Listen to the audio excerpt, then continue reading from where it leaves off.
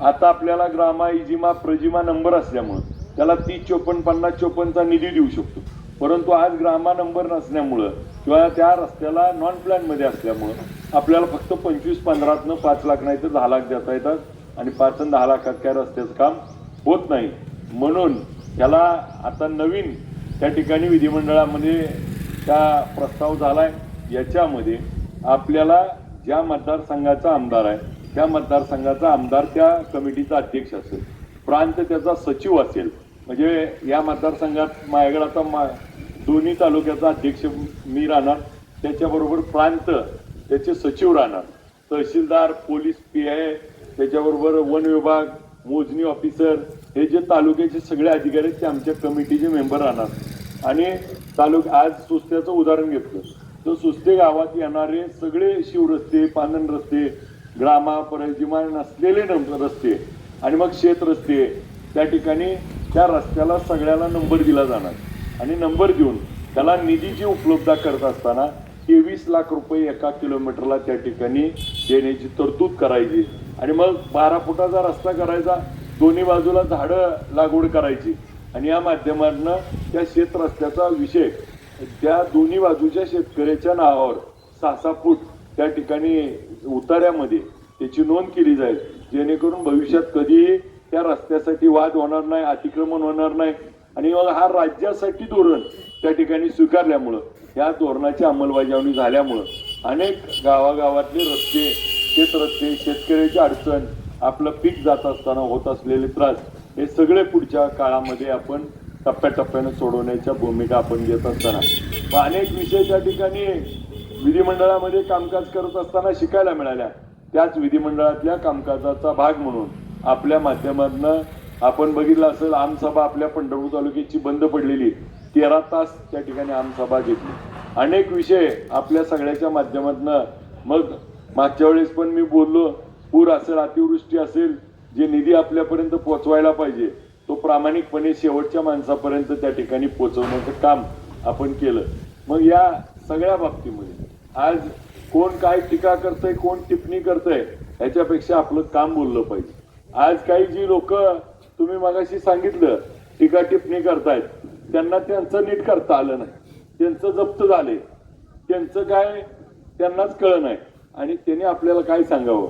आज आपल्या सगळ्याच्या माध्यमातून जसं मगाशी तुम्ही सांगितलं विचून विठ्ठल परिवारातली एका बाजूला आली, तसं जी विरळून बाजूला गेली ती त्यांची गोष्ट पण आपल्याला आता वेगळ्यानं सांगायची गरज नाही.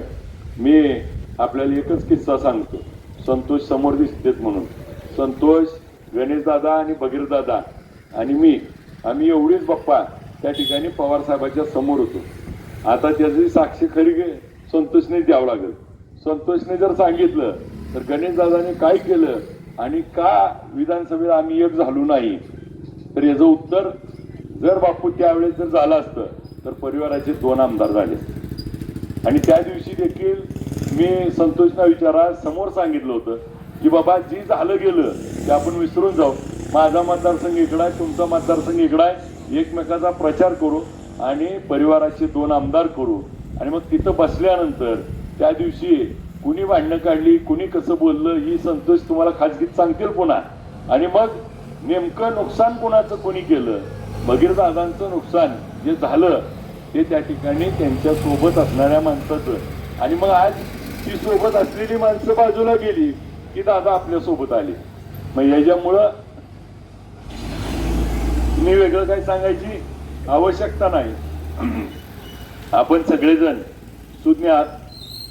आपल्यामध्ये 2 भाग करून नेहमी त्या ठिकाणी समोरच्यानी, मग आपण यशवंतभाऊंच्या काळातला विषय बघितला असेल, राजभाऊ पाटलांच्या काळातला, वसंतदादांच्या काळातला, 2004ला भारतनाना राजू बापूच्या काळातला विचार बघितला असेल. प्रत्येक वेळी आपल्यामध्ये भाग पाडून ज्यांचं साधायचं त्यांचं साधत होतं, परंतु ते भाग पडू नये आणि आता एकत्र आपल्याला पुढच्या काळामध्ये काम करावं ही भावना घेऊन आम्ही आलोय. आपल्या सगळ्याच्या मनातल्या गोष्टी आता सगळ्या झाल्यात.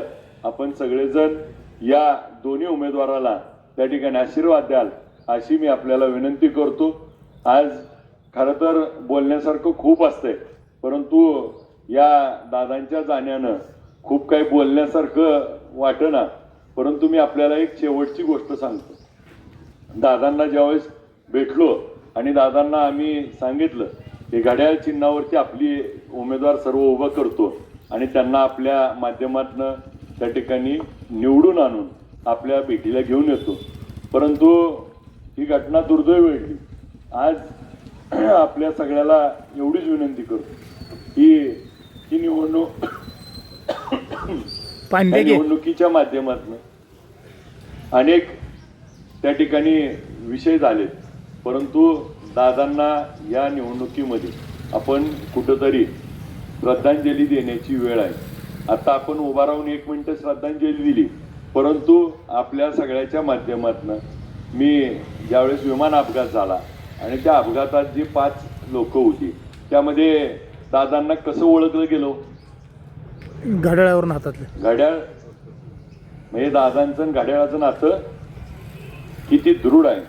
म्हणून माझी आपल्याला विनंती आहे की या निवडणुकीमध्ये घड्याळ आणि तुतारी वाजवणाऱ्या माणसाला मतदान करून दादांना खऱ्या अर्थानं श्रद्धांजली व्हावी. हे मतदान दादांसाठी आपण त्या ठिकाणी श्रद्धांजलीपर या निवडणुकीमध्ये करावं. निवडणुका अनेक होतात, अनेक वेळा अनेक गोष्टी होतील, परंतु यामध्ये खऱ्या अर्थानं श्रद्धांजली व्हायची जर असेल तर आपल्या मतदानाचं दान देऊन दादांच्या घड्याळ या चिन्हापुढील बटन दाबून आणि तुतारी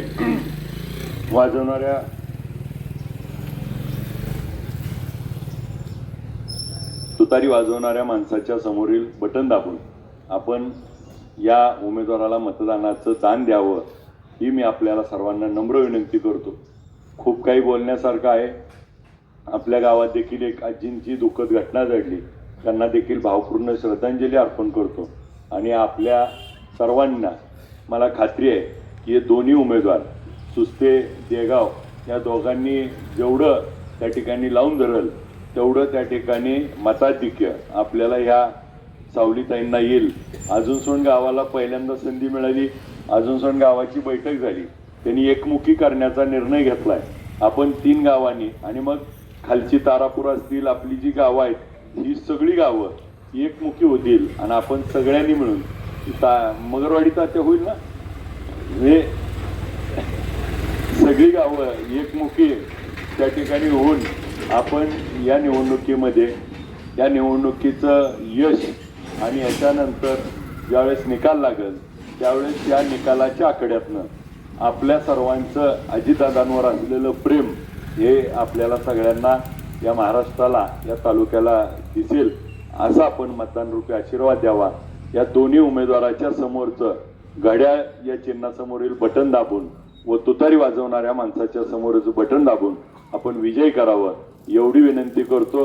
आपली रजा घेतो. जय हिंद, जय महाराष्ट्र.